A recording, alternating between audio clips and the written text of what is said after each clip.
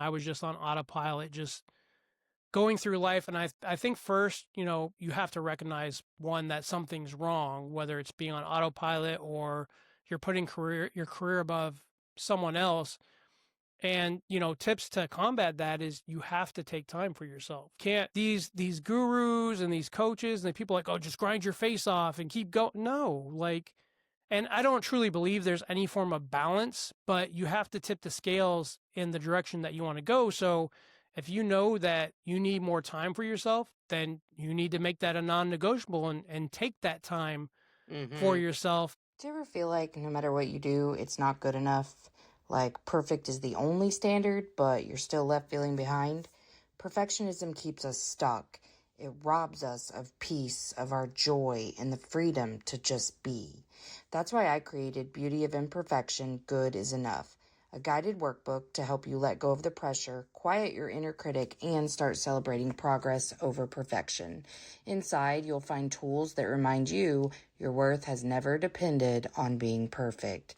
It's time to embrace the beauty of imperfection because good really is enough. Let me remind you, you are always worthy. You already are. Get your copy of my workbook today.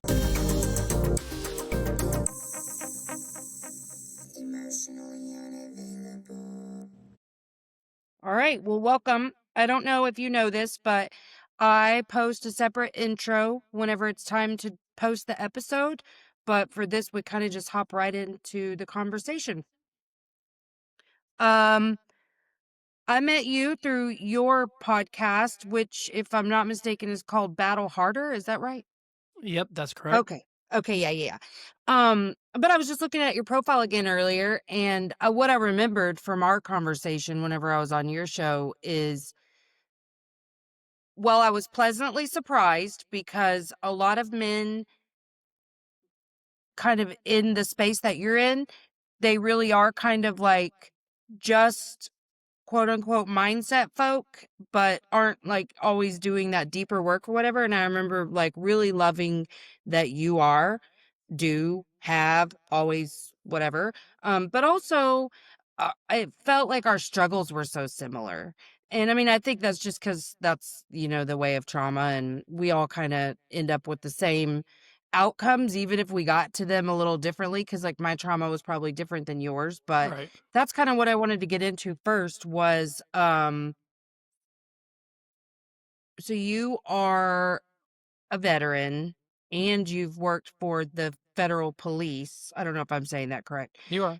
Was that where most of your trauma centered, or did you come into those situations already having had like childhood trauma? So, unbeknownst to me, I did have some sort of childhood trauma. I don't think it reared its head or really showed me anything until after I got out of the military and as I started to deep dive in all this stuff that I'm currently doing. But yes, primarily the 10 years in the Navy and then the 15 plus total time of law enforcement, and everything that I deal with in between that. Not to mention a marriage over 18 years in 2017 that fell apart, primarily due to my mental health and my anger. So it was just kind of a culmination of anything. I think, when things start to get really, really bad, and we start to recognize that, it kind of seems like everything blows up all at once. And then, you're forced to jump in and deal with as much as you can, here and there, little by little. Yeah. Well, and it would be so great if we could come to any sort of understanding from rainbows and sunshine, but it's kind of the blowing up our lives that kind of gets us. Well, I mean, the truth is you've got two choices. When your life starts to implode that way, okay, I don't want to feel this way. I want to feel better, or the alternative, which is to continue to spiral and take that road wherever it takes you. So, um, yeah, I mean, I guess that's why we did that. But also, I just wish it didn't take implosion to get to a place of like, oh, okay, maybe I should change a little bit. But I guess that's why they say you got to hit rock bottom, right?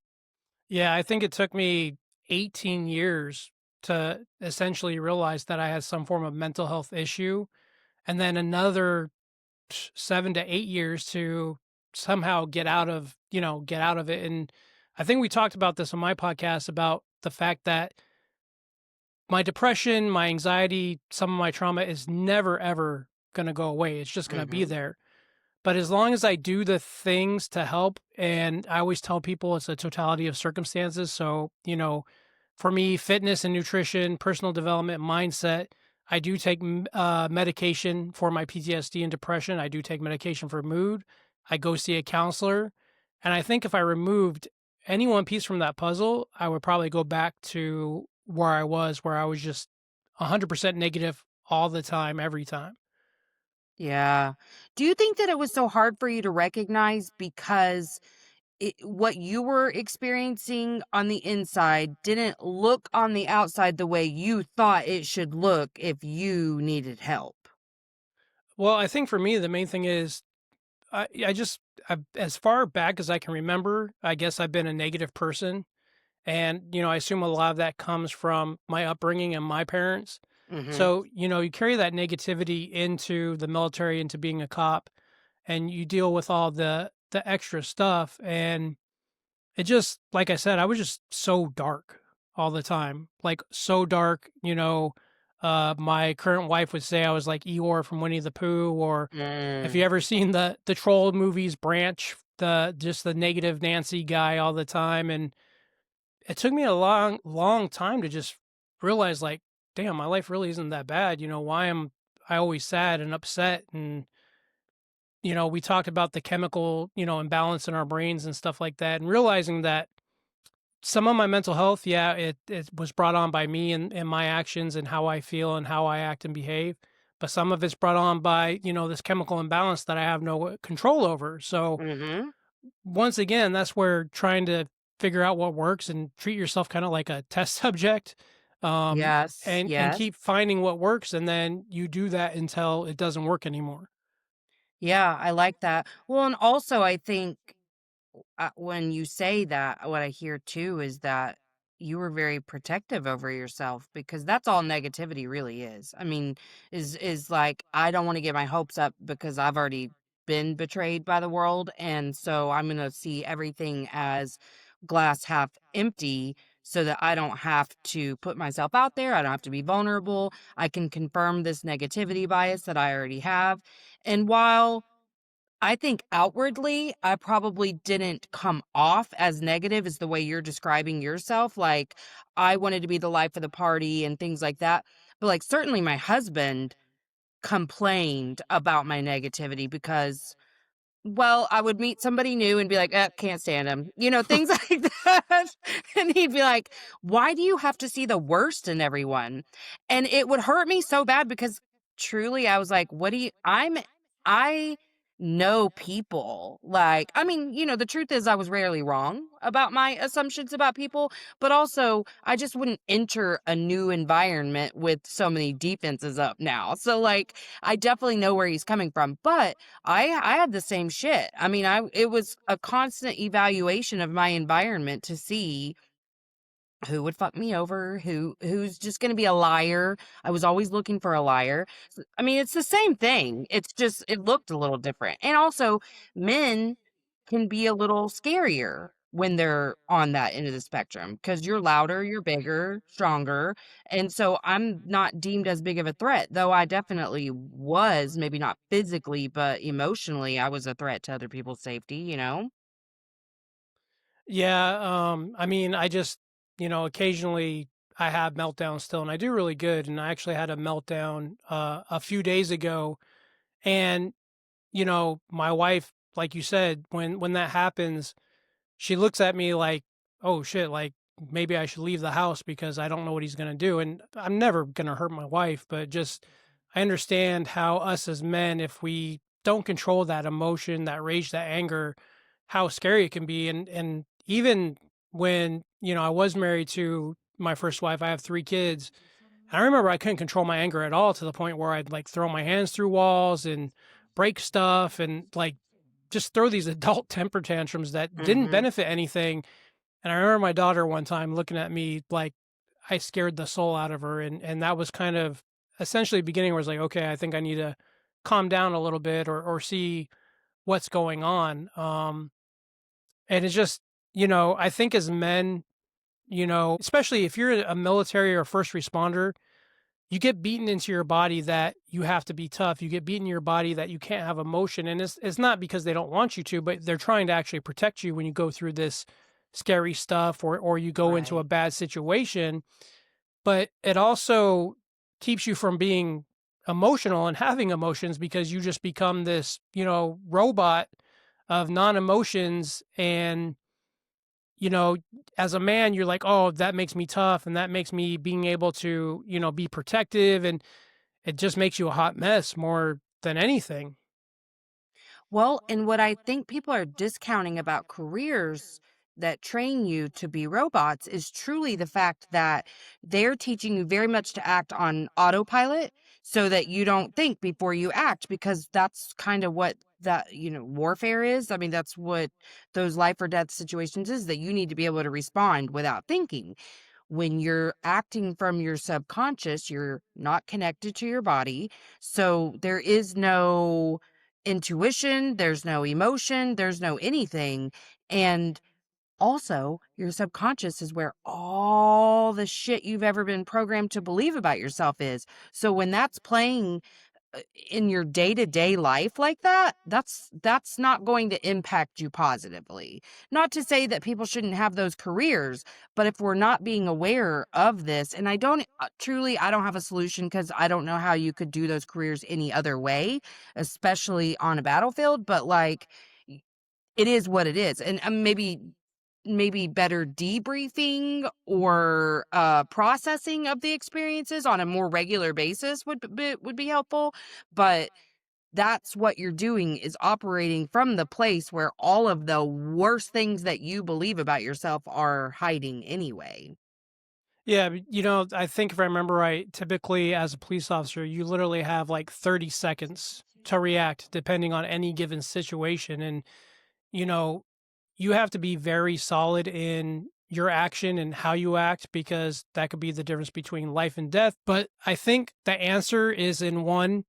I'm trying to build initiatives where hopefully I can go into police departments and firehouses and talk about the importance of emotional regulation, mental health, fitness, nutrition, all the things that can keep you grounded. And even from my own experience, I had to learn that when you're in the military or you're a police officer, first responder, whatever, any job that you're in a super high stress situation, when you're off the clock, you're off the clock. You're not a police officer anymore, or you're a father, you're a husband, and you have to be able to get to a point that before you step that through that threshold of that door, whether it's sitting in your car and breathing, or listening to a podcast, or going for a walk, whatever you have to do before you step in that threshold to be able to turn that off and emotionally regulate. Because I can't tell you how many bad days I had, and as soon as I walked in the house, you know what do you want for dinner? And I'm yelling at my wife, and not Yes. because I You hate can't her or make any mad more at her. decisions. Yeah, Yes. I'm my bandwidth is done for the day. We only have so much energy we can give. So you have to be able to recognize that, oh crap, I'm not talking to my family properly, and it's because of the job. And then really the first responders, like, they need to have better initiatives not to scare people into feeling like they have some sort of issue or PTSD or struggle, because the first thing we think, I'm going to lose my job. They're going to think I'm crazy. They're going to fire me. And so a lot of times we keep that bottled up, and then that pressure builds and you just explode. And that's when, maybe a police officer takes it out on somebody that shouldn't have to. And they're on the news, and now they're going to jail, and now their life's ruined because they didn't deal with that trauma that they've been dealing with at work for, 15, 20 years. And statistically, law enforcement officers are almost killing themselves at the same rate, if not more, than military members, because we don't have these initiatives of mental health to tell someone it's okay that if you see a dead body that you're not okay with that. And, you know, Right. because it's normal, and it makes you human. And that's what we're missing, is that human element. Yeah, I think because somewhere in the training, you begin to believe that you're becoming superhuman. Not in like a bravado kind of way, but like I've taught my brain this thing. And like, yeah, your brain is activated from this different place and it is operating like a robot, but like the more you stay there, the less capable you are of dealing with the feelings. You're Yeah, absolutely right. definitely. And that makes me think of like women, myself included, who don't want to tell their doctor they're struggling with postpartum depression because they don't want to be labeled as the postpartum psychosis lady who's going to kill their kid. Yeah, once again, anything that you're going through, if you don't have support, if you don't seek some form of health, or if you just don't jump in head on and try to take care of it, you're just going to be sad, upset, depressed, and everything's going to suck, and life's going to get to the point where you're going to make those scary decisions like, do I want to be here anymore? And that's not a Hmm. fun place to be. So, No, it's a very dark place to be. So, okay, you had this really long marriage that ended. Was that what was the beginning of your shift like? Like, what were some, because I remember mine was just like these really small steps that overall were making a difference, but in my daily life, I'm wailing all the time. I'm crying, I'm still screaming, I'm still looking like a psycho.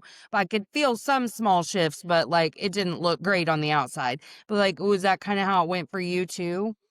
actually, for me, like, I guess coming from a religious Christian background, when I got married, I thought, that's it. You don't get divorced. You try to fix your problems. Mhm. Um, and I stayed in it for my kids. I have 3 kids. My daughter's 26, my middle son's 24, and then my youngest is 13. And, you know, as a man, and I guess from the mental health perspective for anybody hearing this, when you think you have to get divorced and you decide not to, you're like, I'm not going to get divorced because I don't want to go through the process of getting a divorce. I ended up going through the process anyway. So why did I stay unhappy for 18 years? Because of my children who now they're fine, they're okay, they're, doing their thing, living their life, and they're not messed up typically anymore from the divorce. And it did take time to heal, but I should have just done it, 10 years in. And sometimes when you're not compatible with someone and then you add mental health issues and you compound that, like, there was really no point in me being with my first wife. I kind of rushed into it. And as we were fine because we were both in the military, and then we were fine until we moved in with each other. And as soon as we moved in with each other, everything like shifted and got weird, and we're fighting over, silly stuff. I remember one time I had an argument with her over watching the MTV Music Awards because I didn't want to watch it. And we had one, TV in the house at the time. We would go to work, come home, and go to her room, and there was no like family unit unless we went out and did something. So I have mental health issues. Every year we're yelling, arguing, talking about divorce. I think we talked about getting divorced probably a million times during the course of that 18 years. Yeah. And eventually just too much was too much, and it had to end. Yeah. It sounds like she had mental health issues too. I believe she does. Her Yeah. mom, uh, God rest her soul, she wasn't a nice person. So, Yeah. and she didn't really have a father in her life. Well, so what did your transformation kind of look like? So, uh, my wife now, so I'm currently been with my wife for 8 years. We've been married for almost 2 years now. And I remember that throughout the course of the 8 years, around the 6.5, 7 year mark, I'm still freaking out, and I'm still throwing temper tantrums. And I'm still yelling and screaming. And, my wife is telling me, I don't like the way you're talking to me. And, I'm not really giving a crap about it because I'm stuck in this mental hell.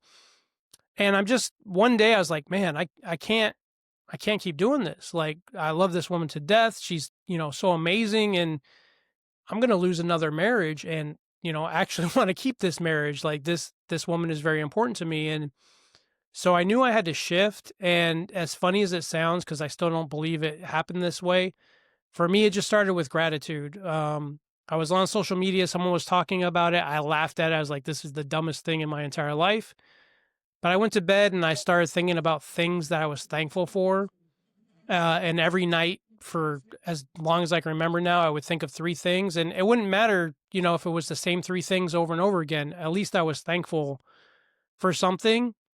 And now I just try to practice that in my daily life. Like, I have a huge issue with finances. I have a huge issue with always wanting nice things and expensive things and wanting like a new car every year. And, it's messed up my finances and credit. And now, if I see a vehicle I want, I'm like, okay, I just tell myself, that affirmation, I'll have that in the future. But for now, I have a very good vehicle. It's very nice. I start thinking about, oh, well, it has leather and heated seats. And that gets me out of that mental loop of being stuck in that negativity.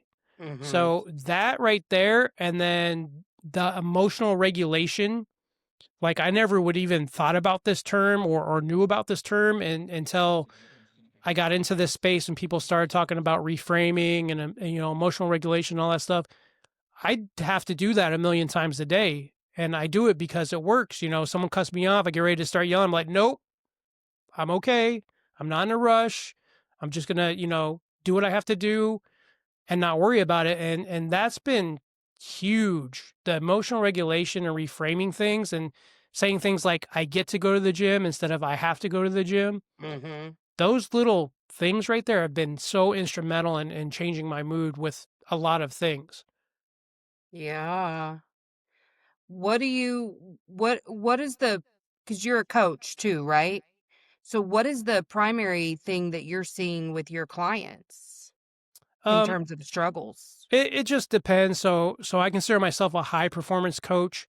So I typically deal with men 30 and plus that, they've probably had a really good job, a great marriage, and somewhere along the way they got stuck. And I can literally look at any man and look at their fitness, mindset, or discipline and realize that when you're stuck, you're either lacking one of those things or you're lacking a combination of those things.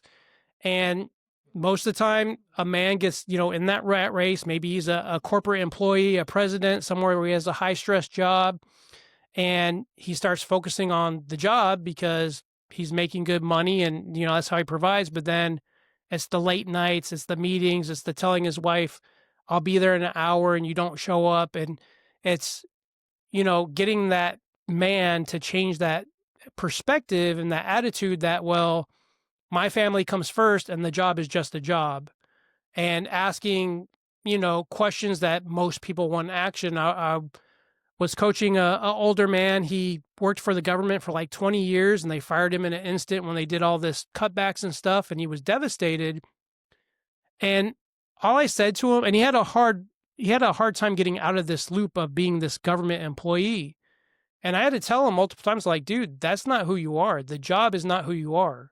And your life, your chapter is not over. You have plenty of things you can still do. And the main question, I guess, that got him to make him think, I was like, how do you want your daughter to see you when you're gone off this earth? And he just like jaw hit the floor. He's like, no one's ever asked me that. I said, that is your most important thing. How your wife, how your daughter sees you. So when you're dead and gone, they're like, my dad was amazing. So it's just shifting men's perspectives to get them back to doing what they probably did until, they found this rut wherever they got stuck. And I think in life, we all get stuck. We get to a point where life gets comfortable and it's the normal, I got to go to work. I got to pick up the kids. I got to take them to practice. And you don't focus on, well, crap, I'm not loving myself anymore. I'm not taking care of myself anymore. And, one thing that my wife used to say to me, she's like, I love you, but I love myself more. And that piece, yeah, used to make me mad. I'm like, why are you saying this? I'm your husband. You should love me. And it took me a long life to realize that if you don't love yourself, if you can't take care of yourself, you can't be a good leader. You can't be a good parent. You can't be a good spouse because you have to love yourself first. You have to have some sort of self worth and care. And obviously, when we have mental health issues, a lot of times that goes away. Yeah. And I think to your point about legacy even, you can't leave any type of like positive legacy if you haven't gotten to a place where you understand your worth and value as a human and love yourself unconditionally and have unconditional positive regard, because it's from that place that we create a life we're in love with and a life that you can be proud of, that your family speaks of proudly, whatever. But yeah, I think too many times, I mean, I know I never like over identified like with career, but I didn't necessarily know who I was in my like identity. I could I had a really solid understanding of my identity as the career part of me, but even as a mom, it took a long time to understand that part of my identity, but it was very difficult for me to see that I truly lacked self. I didn't know why I did the things I did, how my wounding was created, any of it. I mean, really what brought me joy? I mean, I remember a couple of times in like new jobs, they'd be like, "What do you do for fun?" And I'm like, "Well, I can't say drink vodka, so what am I gonna say?" you know? Uh, And I'd be like, "Shit, what can I say? What can I?" When I picked up running as a habit or a hobby, I was like, "Oh, I'm a runner." Like that was the only thing I had. But I mean, I really didn't have hobbies. yeah, we have to, and this goes out for like men and women. We have to find our identity. And, if you ask most people, who are you? Oh, well, I'm a police officer. No, Mhm. that's your job. Like, who are you? Well, I'm a father. No, who are you? Like, you have to get so down deep into the core to realize who you are as a person. And then if you don't like the bad traits, then you could go in there and start changing that. But you have to remember that, our jobs, they don't define us. It's just something, it's a tool that we use to, be able to pay the bills, go on vacation, have nice things, do the things we want, but that should not be the end all be all of your life. Right. Well, and how could you like take the time to really take care of yourself if your entire focus is on your career or you're not focused at all and you're just living every minute of every day on autopilot? I mean, that's what I was doing for sure. Yeah, I mean, I think a lot of times, especially when I had that deep down depression, I was just on autopilot, just going through life. And I think first, you have to recognize one, that something's wrong, whether it's being on autopilot or you're putting your career above someone else. And, tips to combat that is you have to take time for yourself. You can't, these gurus and these coaches and the people like, oh, just grind your face off and keep going. No, like, and I don't truly believe there's any form of balance, but you have to tip the scales in the direction that you want to go. So if you know that like you need more time for yourself, then you need to make that a non-negotiable and take that time for Mhm. yourself. And I think people kind of sometimes we get bogged down in the, oh, if I'm not performing well, I won't get that bonus, or my boss will, think that I'm slack. Like, and screw it. Like, as long as you're employed and that you're not miserable doing what you do, you go into work, you do what you have to do, and you go home. And then, after that time away from work, your days off being home, be a father, be a husband. Like I said, don't let that job define who you are. And being able to say no is huge. Like, the people that get stressed out and have heart attacks and work themselves to the grind are the people that don't say no. The boss Mhm. saying, oh, I need these reports today. And you're already backlogged on work and be like, well, unless you're not going to delegate this, I'm not doing it. And people just have to learn like no is such a superpower. Once you can get to that point, like I do not bend my time for anybody because I only have so much time in the day. So Yeah. Well, I think too, if your focus is on a job and achieving higher ranks within a job, then you don't know how to spend time with yourself, and then you can't have like effective time with the people that you love. Like you're at home, you don't know how to be the person who spends time with their family. You just know how to be this employee. And then if you don't know how to spend time with the family, then that's when you're going to isolate a little bit, and that's when all the self-sabotaging behaviors start because you're isolated. And that's when I spend all my money. I'd be like, I'm lonely. Let that's me when get you on this start, app and spend some right. money. That's when you start doom scrolling. That's when you start overeating. That's when you start having, behaviors that aren't really acceptable. And I think, like you said, when you get this job, it's okay to have goals. It's okay Mhm. to want to be successful and move up the ladder and stuff. But I think we get stuck on this when I just get this thing, when I just make this promotion, when I just get this extra money, when I just get this car, I'm going to be happy. And it never works that way. I can't tell you how many times when I was in this rut of like buying cars every year, I'd have the car for like 2 weeks and then my Yes. my happiness was over. And even with the holidays coming up, every year, I need your Christmas list. I need this. I need that. I'm like, I don't want to give you a Christmas list because if I want something, I'm just going to go buy it. And I feel like it's a waste of money if you buy me something, whether I put it on a list or not, for me to open it, that new shiny for 2 days, 3 days, and then it just sits in a drawer or sits on a shelf or doesn't get worn. So we have to get out of that. If I just get this thing, I'll be happy. Yeah. Well, I mean, it's all the same road. If I just get this level of whatever achievement at my job, if I just own this thing. For me, it was a very impulsive behavior to spend money, and it was never like really status related. It was just like, I want that, so I must have it, like right here, right now. But it really was just a numbing behavior.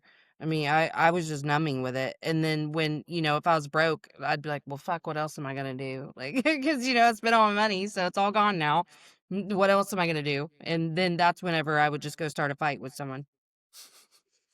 Yeah, me too. I was really bad. Unfortunately, I got that from my parents, though. My dad just money's gone as soon as he gets it, and he's always been like that. And so it's been very hard to try to break that generational curse. And you're absolutely right. Like I've gone on spending sprees before, and then it's that instant regret of like, why did I do this? And Mm-hmm. crap, now I can't buy groceries because I bought a new TV or, a new video game console or something that I could have saved up for and it could have waited. But no, Rob had to have it right now. Right then, yeah.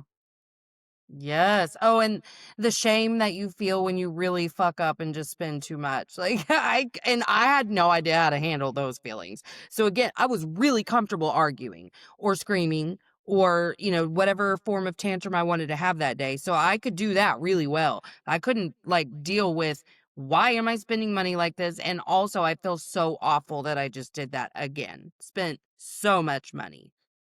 And that the temper tantrum's real because we just numb everything with, that pain and that darkness, and you explode, and then when you're done, you feel even worse and you're like, why did I do this? And Uh-huh. trying to get to the root of the problem, I think for anybody is a very difficult thing and it's very hard. And especially if you don't want to talk to a counselor or psychiatrist or, another peer or your spouse or whatever, that isolation is huge and destroying, your life. So Well, I mean, it breeds the shame that's keeping you in this position to begin with. Like, because the more you internalize, the more you're going to rage, first of all, because you have to have some healthy outlet for it. But also, like, I find just talking about something for 10 minutes helps so much because I will hear the thought and recognize like how toxic it was or what a lie it was or whatever versus when it's just circling around my brain over and over. It's hard for me to get the correct like angle on it and be like, "Oh, that, now I'm so much better about understanding when my brain's lying to me," where I really find myself like, "Oh, damn, that's still sneaking up." It really is those protective layers where, like what we were talking about with the negativity, just like noticing that I'm making some concrete decision about somebody's actions towards me and then being like, "Oh, I'm taking that personally because I'm trying to protect myself from, being hurt, but it really wasn't personal at all." Including a fucking like how somebody's driving on the highway. I mean, that was that listen, at least once a week, I'm calling somebody the C word on the highway. I'm not gonna lie about it, but like, it's so fast compared to what it used to be because I don't let myself get in a hurry at all. I realized that was something that is forever for the rest of my life going to activate me. Like, I'm gonna be escalated in fight or flight immediately. But it still takes me understanding it's not worth the energy or peace expenditure that's about to happen if I allow myself to get super pissed at a car. But still happens at least once a week. But it's not like a 30-minute rant and it doesn't ruin my day the way it used to. But I mean, it happens. yeah, we're all going to be guilty of that regardless. And like I said, I just try to catch myself. Like my current word is fucktard. Everybody's a fucktard here lately, and I'm just like, okay, do I really need to say that? And is it really a big deal? That as long as I don't get an accident, I guess. Obviously, I don't want people cutting me off all the time and riding my butt and doing all the things. I just feel in today's society, if we're going to talk about driving, people just don't pay attention anymore. They feel like they're solely the only person on the road in their vehicle, and the distractions are freaking Yeah. crazy, Yeah. crazy with the things I've seen while people drive. So I try to keep that in my reality when I start to flip out, and but it still happens sometimes. Even we'll go on a trip, me and my wife or something, and someone will do something stupid, and even my wife's like cussing the person out. But no, you have to calm down and chill out a little bit. So Yeah. Well, I did get pissed yesterday because I was getting close to the exit off the turnpike and a big ass semi cut over behind me, but like was last minute getting over because he needed to exit there too. And he did it so fast and was barreling up on my ass. That pissed me off because I was scared. And so I did like have about 3 minutes of just, I'm so mad at this guy. And then I calmed down. But like, because my husband's like not understanding what I'm doing because of this guy. And he's like, what are, our exits are here. What are you doing? I was like, I'm trying to get away from this guy who's about to rear end me. And we're in between two semis now. I don't want that if this guy's coming up on my ass like that. But so what do you so you say fitness, mindset, and discipline, something else are kind of Dis- the discipline, what? discipline. Discipline. Okay. So what are the things that you're doing? Like what's one thing in each of those areas that you haven't said that you're kind of doing actively to stay as much in balance in those areas as possible? So fitness for me has always been super non-negotiable. I can't tell people enough, at least for me, how it's more mentally soothing than it is the actual part of working out Right. and trying to have muscle or lose weight or stay healthy or whatever. Because when I go to the gym first thing in the morning and I zone out, like I'm focused on what I'm doing. I'm not really, I get tunnel vision. I don't really see the people around in the gym too much. And for that moment in time, I'm not thinking about work or my marriage or that's my time. And so that I think is instrumental. I think we have to have those non-negotiables to set us up for those wins that we do over and over again. And that obviously creates the discipline because I've been working out for flipping years, it seems like. Mindset, like I said, practicing gratitude, trying to continue to work on that emotional regulation, listening to my wife if she says, "Look, I don't like how you've been talking to me here lately," and say, "Okay, I need to check that." And bringing those things to the table to be able, I think, for a lot of us, and especially as men, we have to be able to take criticism. So, Mm, just because someone's talking to you doesn't mean that they're slandering you. It doesn't mean that they're talking down to you. And there's multiple times where I thought, my wife was talking down to me, and no, it's just I was upset about something else, or I was upset yeah. about the fact that maybe I hurt her feelings, or I didn't come through with something that I said I would in that failure aspect. So the mindset practice, like I said, practicing gratitude, emotional regulation, discipline, because of the military, because being a cop, that's something that I've always been really good of staying true to. But the easiest thing for anybody, just write down what you have to do. Write down what you have to do. And, you try to take care of the simplest things first because that sets you up for a win. And when you set yourself up for a win, you can continue to work and move forward. And I forget the Navy commander's name, but he talks about the importance of making your bed every morning. And that's something that I always do because that's one task I immediately get done. And it's like, okay, I did this. It looks nice. My wife's going to come home. It's not going to be sheets all over the place. So doing those small things to have those wins is important to stack those wins over time to be able to grow. Yeah. I love that. Well, where can we find you? So literally everywhere, if you look at BattleFitted, BattleFitted was the core name or the main name of the brand. My biggest platform right now is Instagram. And if you need to ask me a question, I'm very responsive on that platform. Unlike most gurus, if you message me and it's not anything dumb, crazy, or stupid, I will be the guy that emails you. I don't use auto text. I don't have secretaries. Other than that, battleharder.com is the website. They can actually listen to the Battle Harder podcast through there, um, see what the Battle Harder podcast is about, what Coach Rob is about, apply for my Operation Relentless coaching. And then the podcast is literally on YouTube at Battle Harder and every audio platform. If you just search Battle Harder, you'll see the podcast. Awesome. Well, thanks so much for being on today. I had such a good time with you. Yeah, thank you. We have some good discussions in the mental health arena. Absolutely. Thanks for coming to Emotionally Unavailable. If you haven't already, like, subscribe, and share.